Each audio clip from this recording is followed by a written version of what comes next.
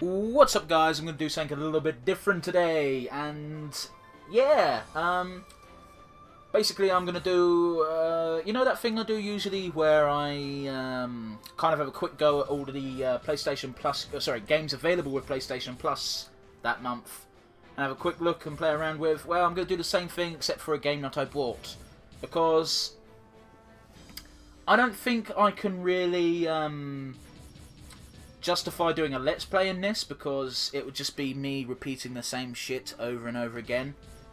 And yeah, depending on how difficult I make it, it could just be really... depending on the difficulty setting, it'll either take too long or a bit over too quick, and it won't be a challenge, you know? It's a bit of a difficult balance to find in Warriors games, so yeah. So this is Samurai Warriors 4 Empires, a game I bought as soon as it released, because I like the Samurai Warriors and Dynasty Warriors franchises. It's a guilty pleasure of mine. I'm not even mad? Not even gonna pretend. You know, I don't give a fuck if people don't like it. I enjoy it. It's one of my guilty pleasure games. It's nice and simple. You don't have to fuck around too much. And yeah. So what we're gonna do is we're gonna go conquest mode. We're gonna do new game because continuing would be pointless. As you can see, I've cleared all the scenarios because yeah. That's the type of person I am. We're gonna pick Battle of Okahazama. We're going to stick to normal, we're not going to change any of this shit, basically. And we're going to pick the Oda clan, because this is basically the tutorial to the game. Is you pick Oda in the Battle of Okahazama, and it teaches you how to play. Because it gives you a nice, easy, introductory battle to start with. So yeah, in the year 1560, Yoshimoto Imagawa began marching towards the capital. On his path, he lay siege to the Oda in Owari. Hopelessly outnumbered, the Oda seemed to be in desperate straits. The candle of Nobunaga's destiny appeared to be about to flicker out. And then we get Nobunaga doing this speech thing. Because why the fuck not? A man's life is but 50 years. A mere dream in the greater order, yet some dreams last longer than others. Prepare your armor and ready the horses. This is where we will slay Yoshimoto Imagawa. Yoshimoto set up camp at Okazama with a small band of soldiers. I grow weary of sitting in this palanquin. I wish to play Kamari with the fool instead. This ought to be fun.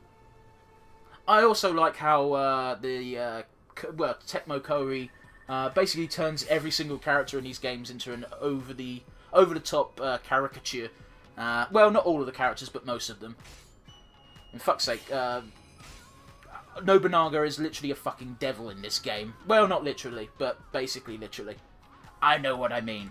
Anyway, like I was saying, this game gives you a nice little tutorial. It doesn't really teach you any of this stuff yet, but you don't really need to. You can pick where every character starts, basically. Rather weirdly, is it doesn't let you switch to every character. It only lets you switch to characters that have a bond with the character you're controlling.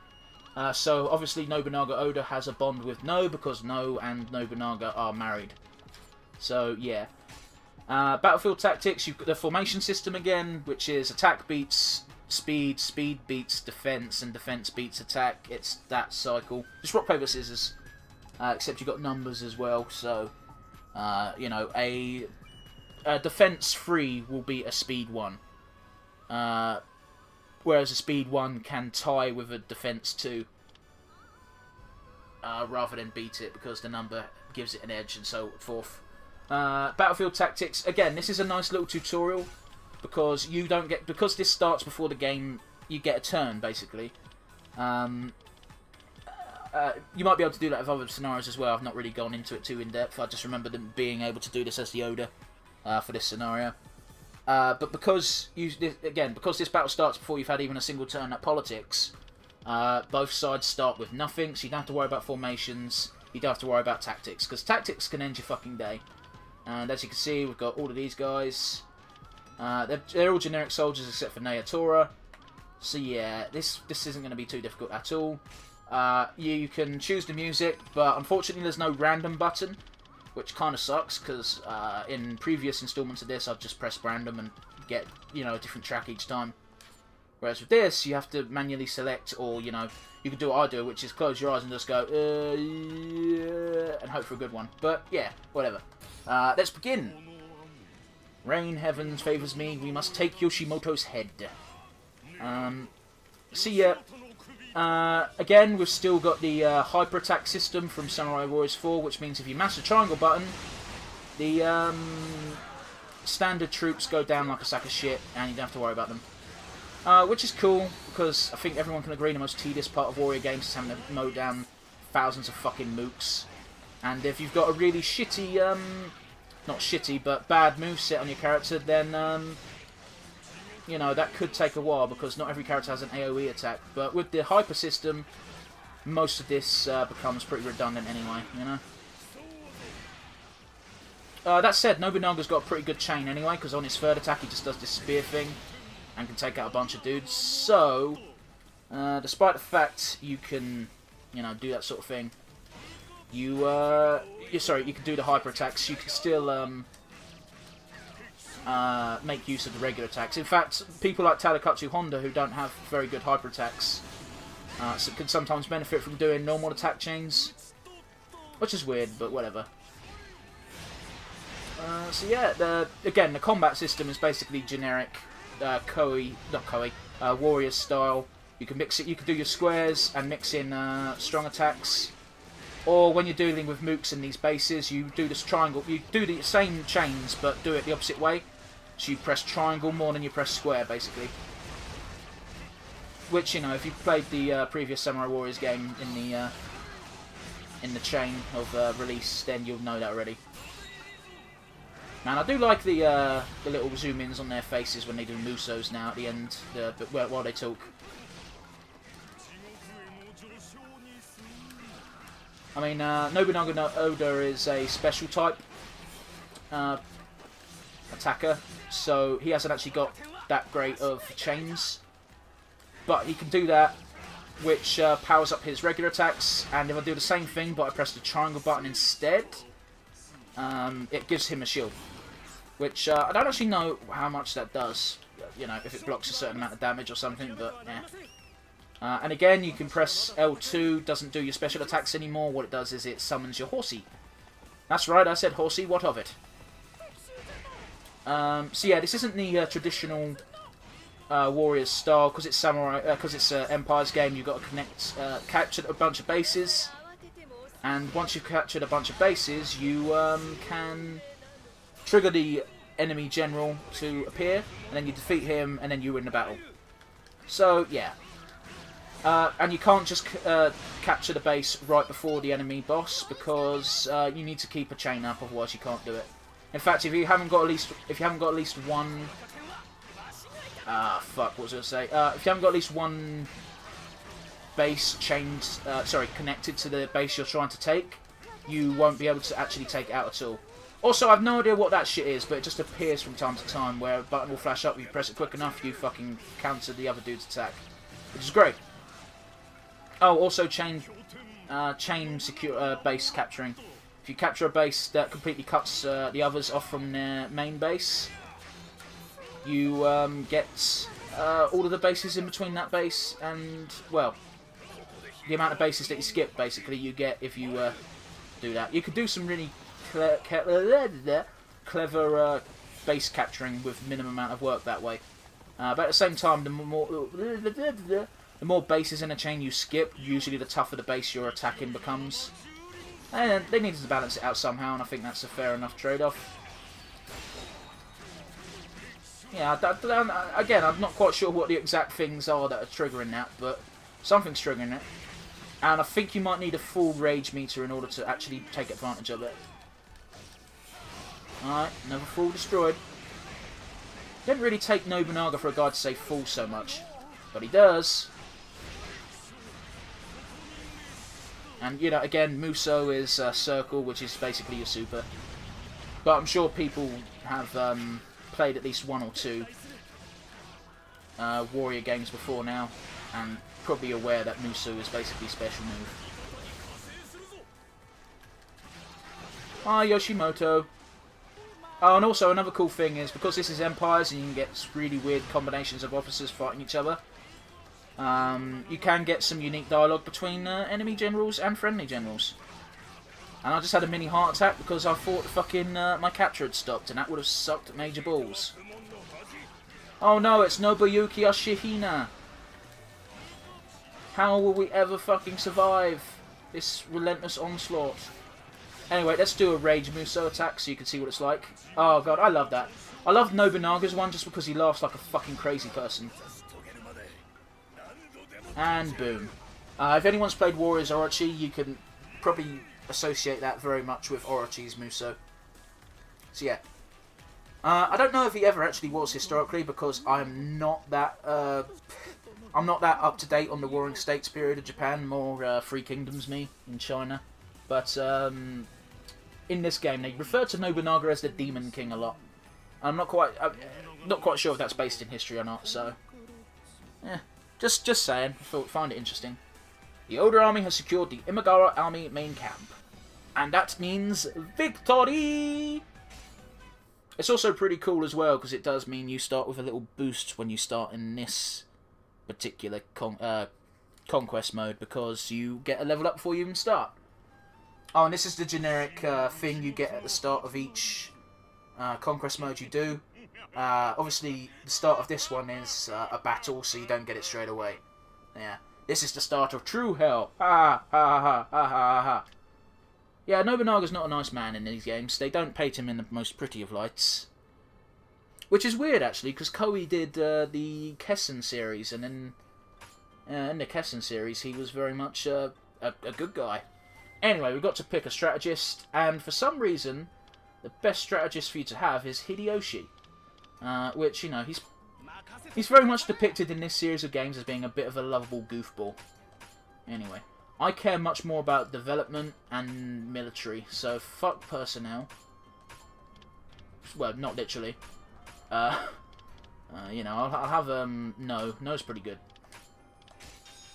In fact, if you start out as Nobunaga, you start off pretty luckily, because you start with 5 officers, which have not just generic randomos. So yeah, they give you a suggested target, which is nice of them. They do that regardless of what story you're playing.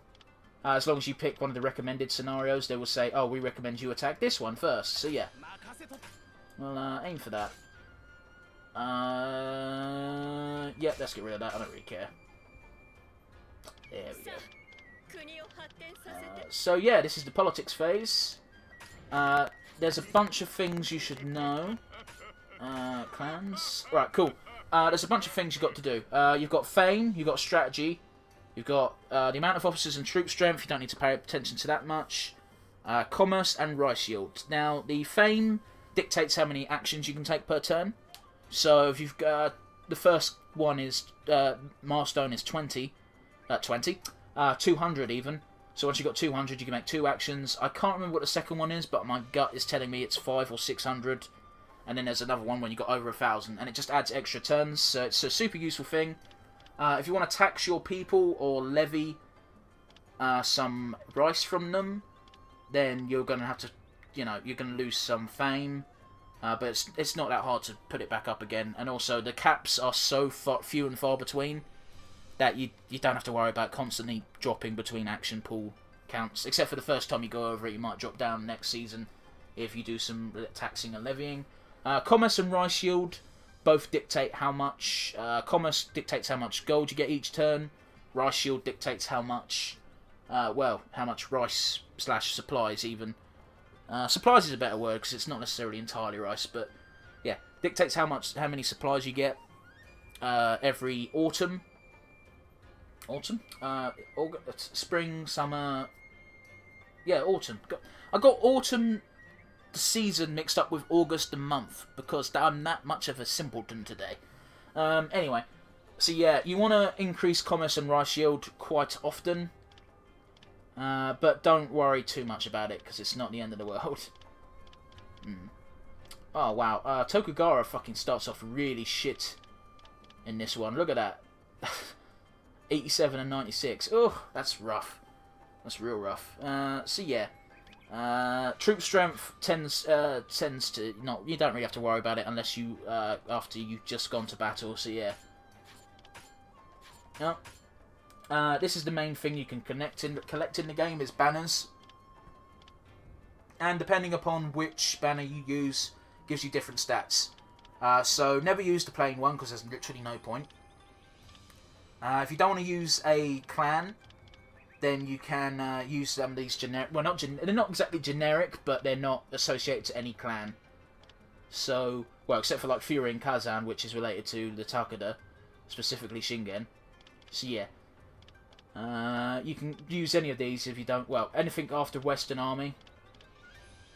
Oh, well. I wouldn't... Anything after female custom character is not really associated with any clan, other than Busha, Monten, Eastern Army, Western Army, and Fury and Kazan. Because, yeah, that's what happens. So, I tend to go for stuff that raises my fame. So, yeah. Fame is... but not just fame, because fame is, while useful, not the most useful thing in the world. So I usually go Impermanence or Rising Dragon are my two favourite. I think there might be... Is there another one? I think there's a clan one that does fame and something else as well. No, it's not that one. Ah, fuck it. I'm not going to look through every single one, but there is one that increases fame and something else by quite a significant amount, which I sometimes go for as well. Of course, you can just be like, fuck the benefits, and just go for a one that you like the symbol of, and that's a totally valid way to play as well. They don't give you too much of a boost, that it doesn't matter, as long as you get a boost from it. I think it's okay, whichever one you use. So yeah, we're going to go Rising Dragon. And you've got wallpapers. These don't actually affect anything, they just make your castle look pretty. Oh, so very pretty. And you can see the plenty of designs. In fact, I think it mentioned on the main menu screen that there's some kind of downloadable content you can get, which adds a new back wallpaper. Which, you know, hopefully they're not charging for that. And if so, shame on them. And shame on the people who buy it. You know.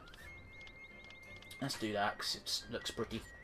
Now, the way this works is you can either set your own policy, which means you're only allowed to use do one thing. You know, or you can ask for a suggestion from your strategist. He'll give you two different policies to enact. He'll take one from one suggestion and one from another, or you can take suggestions from your magistrates. So, for example, the supply or civil, I forget what they have the names it, but the supply magistrate is what I'm going to call him, because fuck it. Gives us inspect and invest, both small increases. Military will focus on stuff that increases your chance of winning a battle, so restoring troop strength and giving you tactics. And personnel will get you to employ other officers, as well as increase the bonds between officers you already have under your employ. So I like to deal politically. The development magistrate, because I like to increase my gains. You know, so I'm prepared to do combat, especially for the first couple of turns. I think the development magistrate is the most important to listen to. That's just the way I look at it anyway. Anyway, we've now got 212 fame, which gives us 2 directives per season instead of just 1. So yeah, that's great. So once you've got 2, I strongly suggest pretty much always doing the development one, and then if you need to, do the personnel or military one. So yeah. I'm actually going to do the personnel one and employ an extra officer, so we've got the maximum 8. Koroko Hachisuka, who also just happens to look like a goddamn badass. And then obviously you select which castle to go. You can only select have 8 officers per castle. So if you've only got 1 castle, you can only have a maximum of 8 officers. And I believe the very maximum amount is 100, because once you get to a high amount, that's just how it is. So we're going to invade Saito's castle of Mount Inaba. Yep. And we'll just use everyone, because why the fuck not? We're not going to use Kuroko though, because he has no troops, so it'd be a waste of 100 gold. And you can decide how many provisions you'll take with you. You could take the bare minimum, which gives you 6 minutes.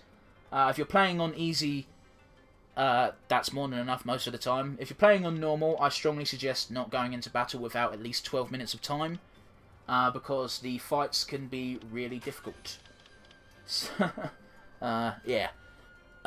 Because your army, if you don't micromanage them a bit, They'll just do whatever the fuck they want, and they don't know how to coordinate very well. So yeah, that's what we're going to do. We're going to take 12 minutes worth of supplies, because we can't take 15, otherwise I would. And yeah, we're going to take Mount Inaba Castle. And I also believe there's a special cutscene associated with this battle. I believe there is. I could be wrong. We shall soon see. Oh, yeah, this is the cutscene for when you first invade another person. Which, you know, Okahizama doesn't count because you're technically defending. Oh, Nobunaga, you gonna stand up? Inspire the men. Time to drag this land into the future. I can see the future. Well, I love how they all get up with such force they flow their fucking chairs over. It's like, what? Really, guys? Someone's got to pick that up and clean up our camp. Yep. It seems yet another foolish enemy has come to attack us. Everyone prepare to defend the castle. Mount Inaba Castle enjoys various natural protections. Doesn't matter how many men they throw at us. He's not wrong. Because this is one of the few places where when you do battle, you haven't got any... There's only one route to go. You have to... You can't see me, I've just realised, so I'm not going to point at the screen like a dumbass. I'm going to stop myself. But if you can see... you know what, I can show you with this. As you can see, look... You need to take this base, and you need to at least take this base and this base. Minimum. You can't just... there's no multi-options to surround them, trigger the commander to appear. You need to take this one, and one of these two. So, yeah, it's a bit of a trickier one than normal. That said, though, once you've gotten these two, if you've got the balls, and you can manage the amount of enemies, you can straight away take this one, and then you get these 4 for free. So it kind of works as a bit of a double-edged sword. And depending on how well your allies are and how well you're doing, could be a bit difficult, you know? Could be. Doesn't mean it will be. You know what, actually I'm going to put no there. So, yeah. As you can see, we haven't got any... Didn't I? Oh, well. This is where you do your formation and your tactics. I think I've already showed you that. This is also a pretty good one to attack straight away because it gets you Hanbei Takanaka if you get lucky and capture him. So yeah, I think I've showed off everything I need to for this, so I'm going to wrap the video up here, guys. If you want me to do a bit more in this game, I can, but there's not much more I can show you other than a couple of skits, so I can't save here. Oh well. I probably won't bother saving this game then because I'm not that bothered about it. I've already completed the Oda storyline and the Okahazama conquest mode scenario. So yeah, thanks for watching, guys. I appreciate it. Like, comment, and subscribe. Let me know if you want to see more from this game or other Warrior games, because I don't mind doing Let's Plays in the Warrior games. They're quite enjoyable most of the time. So yeah, please let me know. I need your feedback is important to me, and I will definitely take it on board, especially if you're polite about it. I don't care how nasty it is, as long as you're wording it in a polite way, I'm okay with it. So yeah. Thanks for watching, and I will see you all again next time.